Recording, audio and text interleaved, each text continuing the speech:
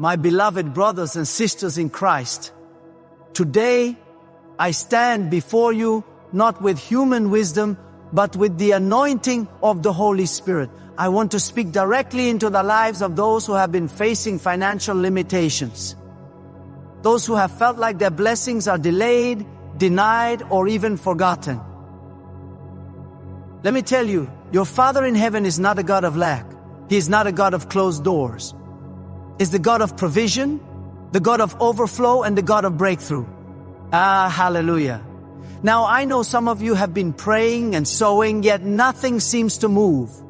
You look at your accounts and your cupboards and wonder, God, where is the promise? You see the wealth of the wicked flourishing and ask, why am I still waiting? But today, under the power of the Holy Spirit, I will share with you 3 prayers. Not ordinary prayers, but prophetic keys that unlock the gates where your finances have been blocked. If you pray these prayers with faith, obedience, and persistence, then even the rusted gates of delay must open in Jesus' name. Now listen carefully. These are not formulas. These are revelations from the throne room of God. When I was building the church in Seoul, we had no money, no building, no sponsors, just faith. But through prayer, we saw supernatural release again and again. And today I am going to reveal the kind of prayers that caused angels to move, doors to open, and block money to be released. Are you ready? Then say amen. Many people do not realize that financial blockages are often not just about bad budgeting or economic downturns. They are spiritual issues. The Bible says in Proverbs 26:2, a curse without cause shall not alight. That means curses don't just appear randomly. They land where there is a legal right. Some of us knowingly or unknowingly are operating under spiritual curses that block the flow of God's provision. And let me tell you, you cannot rebuke what you have not repented of. You cannot claim kingdom wells while holding on to worldly compromise. When I was in the early years of ministry, I would see members pray and fast, yet remain bound in poverty. And one day, as I was in prayer, the Holy Spirit said, "Son, the curse is still active." I asked, "What curse, Lord?" And He showed me that people had opened doors through dishonor, greed, idolatry, and even ancestral sins. Their hands were lifted in worship, but their hearts were still holding bitterness, envy, and deceit. That is why Malachi 3 says, "You are cursed with a curse, for you have robbed me." You see, when the Lord says, "Return to me," He's not only talking about tithes, He is talking about your whole heart. You must understand this. Money in the kingdom flows through spiritual laws. If the enemy can find legal ground in your life, he can block what rightfully belongs to you. That's why the first and most powerful prayer to unlock blocked finances is not a prayer for money. It is a prayer of repentance. When we come before God and say, "Lord, search me and show me where I've heeded sin or disobedience to enter." And when we confess, the blood of Jesus cancels the curse. Hallelujah. Now I want you to see something important. Repentance is not a one-time apology. It is a complete change of direction. It is saying, "God, I choose to walk in integrity in my finances. I choose to honor you first, to be faithful in small things, and to break any alliance with sin." And let me tell you, when you truly repent, it is not only the curse that breaks, the flow of provision begins to open up again. God begins to trust you with more because He sees your heart has changed.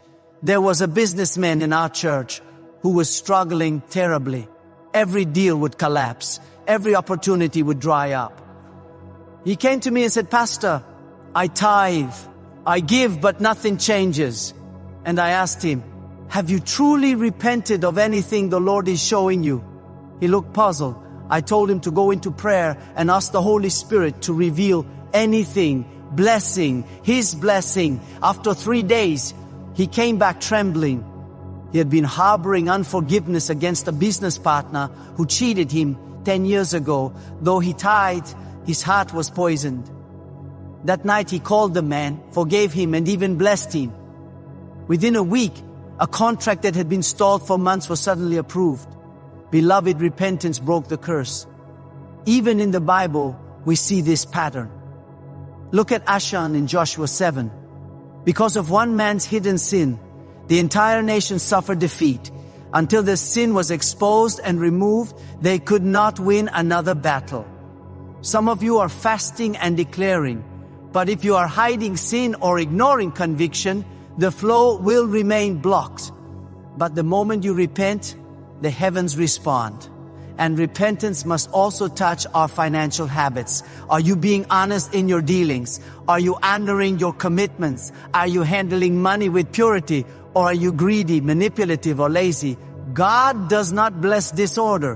When you repent for mismanagement, laziness, wastefulness, or even for not being a good steward, God sees your sincerity and He begins to restore. Another area of repentance is breaking ties with occult or cursed money. Some people have taken money from dark sources, gambling, fraud, bribery, or ungodly partnerships, and then they wonder why their finances are under attack. That money is cursed. You must repent, renounce it, and remove it. God cannot bless what is defiled. I remember one woman who gave her a large offering, but her finances got worse. The Lord showed me it was money from an immoral relationship. I told her, God does not receive offerings birthed in sin. She wept, repented, and within weeks found a new job that honored God, and her finances turned around. Repentance also includes generational iniquities. Some of you come from bloodlines where your ancestors worshipped idols, cheated others, or made demonic pacts. These covenants speak against your finances unless they are broken through the blood of Jesus. You must stand as the priest of your bloodline and declare, I repent on behalf of my family. I renounce every generational curse. I apply the blood of Jesus to my inheritance. And when you do this with faith and revelation, God begins to remove the old yoke and release the new blessing. This is why we must not treat repentance casually. It is not a ritual.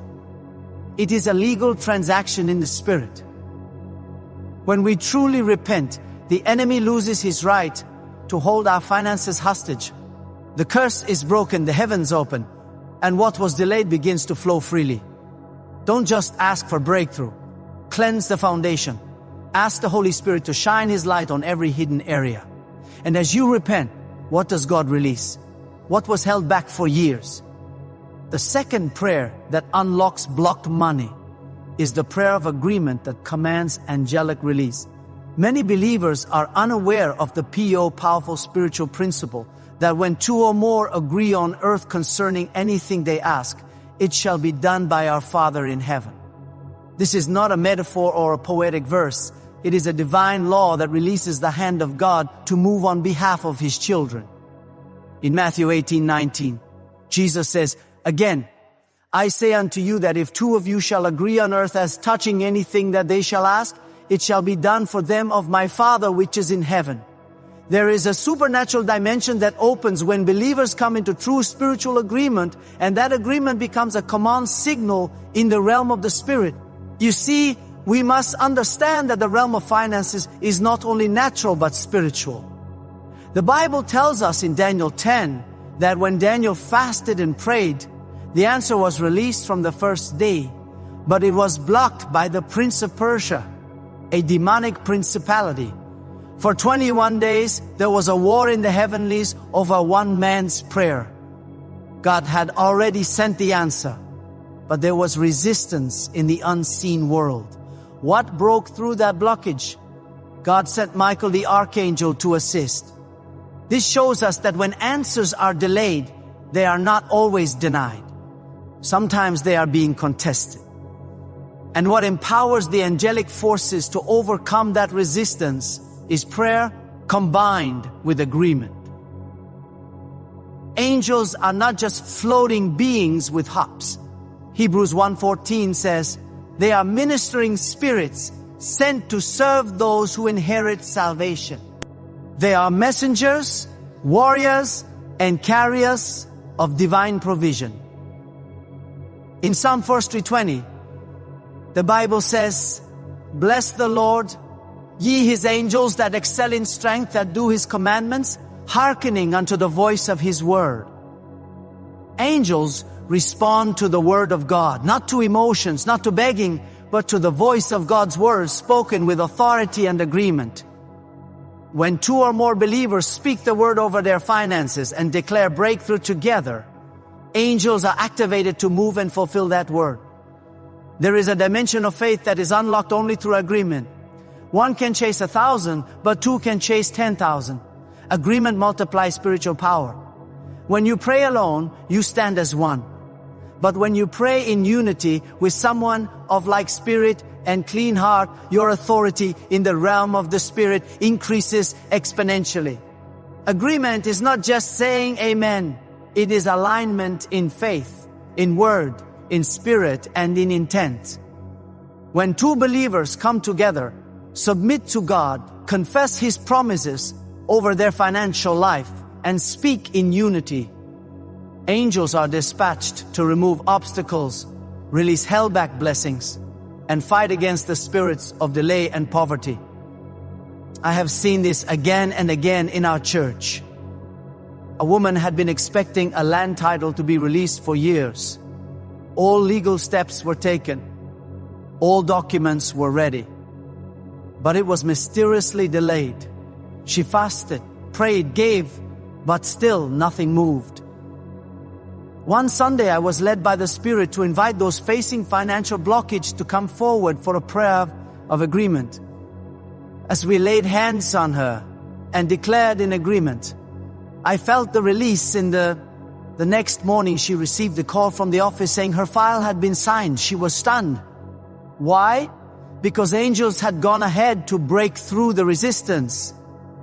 Another time, a young man wanted to start a business, but was facing unexplainable resistance. He had investors interested, but every meeting would fall apart. I counseled him to find a mature prayer partner, not just a friend, but someone grounded in faith. They began to meet daily for just 15 minutes of united prayer, declaring God's promises over his business. After 1 week, an investor who had previously gone silent came back with double the offer. The power of agreement had commanded the angelic hosts to intervene. There is also a deeper principle here. Agreement must be rooted in righteousness.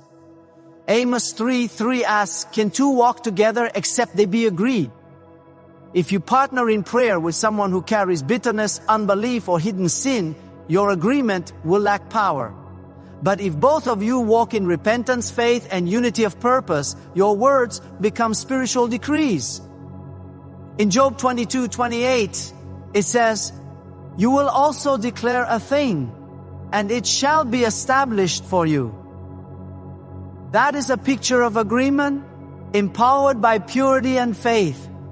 Now some may ask, can I agree with someone over the phone or in another city? Yes, agreement is not limited by geography. It is a spiritual alignment. I remember praying in agreement over the phone with a church member in Los Angeles. She was dealing with a frozen inheritance case. After 3 days of united, specific, faithful declarations, the case that had been stagnant for 7 years suddenly moved. She received her full inheritance. Why? Because agreement breaks demonic stagnation. Angels are released when faith is activated in unity. There is also authority in corporate gatherings.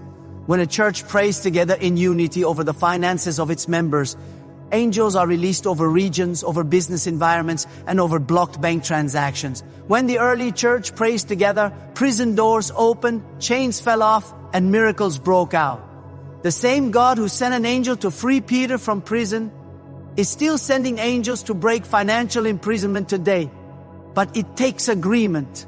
Not spectators, not critics, not people doubting in their hearts, but believers who stand shoulder to shoulder in one accord.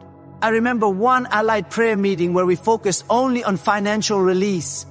We made no emotional requests, only the word. For hours we declared scriptures like Deuteronomy 28, Psalm 112, and 2 Corinthians 9. We stood in groups of 2 and 3 and made declarations in agreement. The next day, people began receiving calls, bank approvals, and unexpected debt cancellations. The angels had moved because we agreed, believed, and spoke the word in unity. There's also something to be said about agreeing with your spouse if you are married. Many households remain financially stuck because husband and wife are not in agreement. One is believing and sowing, the other is doubting or spending foolishly. But when both come into alignment in heart and purpose, their prayer becomes a command in the spirit realm. The enemy fears a united couple who prays in agreement. Your marriage becomes a platform for angelic activation. That is why the enemy tries to bring division, because division cancels spiritual authority, but unity releases divine intervention. The prayer of agreement is not just for asking, it is for commanding. Jesus did not say ask the mountain to move, but rather speak to the mountain. Agreement prayer is not begging God, it is enforcing His will. When two believers stand on the same scripture and speak to the mountain of financial delay, they are giving angels the authority to execute God's word. It is a divine partnership. Heaven listens, hell trembles, and the earth begins to respond. This is why the enemy works so hard to isolate believers. He knows the moment you come into agreement with someone walking in faith, your authority multiplies. He wants you silent, passive, ashamed, or skeptical. But when you rise up, find a partner of faith,